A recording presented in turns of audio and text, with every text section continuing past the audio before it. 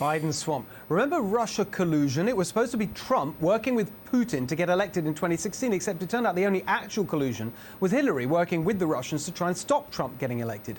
And while Trump's actual policies hurt Putin, Biden has become Putin's puppet, sabotaging our energy industry while boosting Russia's. And now we know why.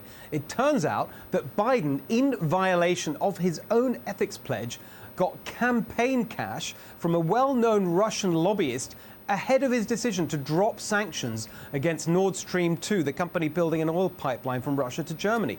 All of this despite Biden's own State Department admitting that Nord Stream 2, controlled by an ex-East German Stasi officer and close ally of Vladimir Putin, is indeed engaged in sanctionable activity. Jason Chaffetz is here to explain, if you can.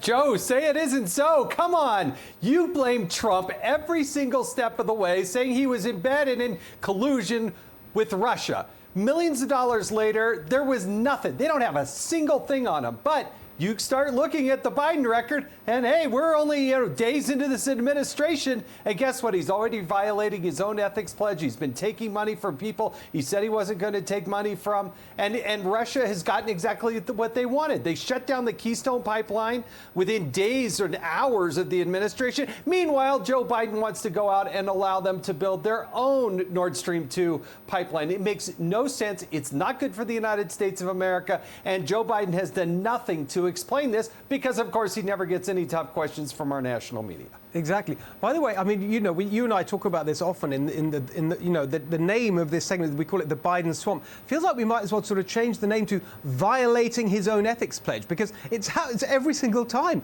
We had with Kamala Harris the other day. I mean, it's just actually unbelievable, the sort of brazenness of it. Here's another one, which is just listen to these details. This was a story about what you talk about, the military-industrial complex. Like, we already knew that Lloyd Austin, Biden's pick for defense secretary, he's ex-Raytheon, massive defense contractor. But look at all these other ones. Frank Kendall, picked by Biden to lead the Air Force. He's another ex-VP from Raytheon. And this guy, Ronald Moultrie, Undersecretary for Defense on Intelligence, something, whatever, I don't know. He has he's been at a dozen military consulting firms and contractors. And now he's inside the Pentagon.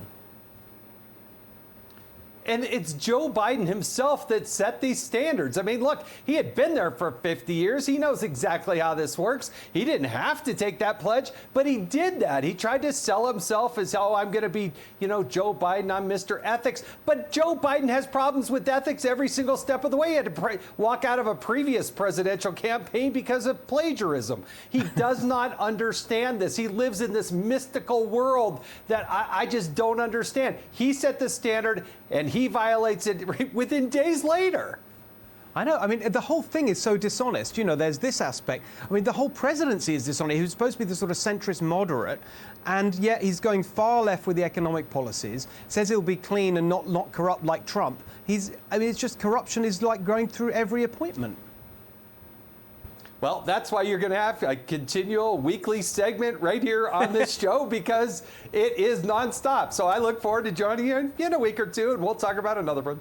Well, it is always great. The great benefit of that, the silver lining in the cloud, is that we get to see you. Thank you so much, Jason, for being with us. Thank you for watching. Thanks, Don't forget to set your DVRs so you never miss a show. See you next Sunday when the next revolution will be televised.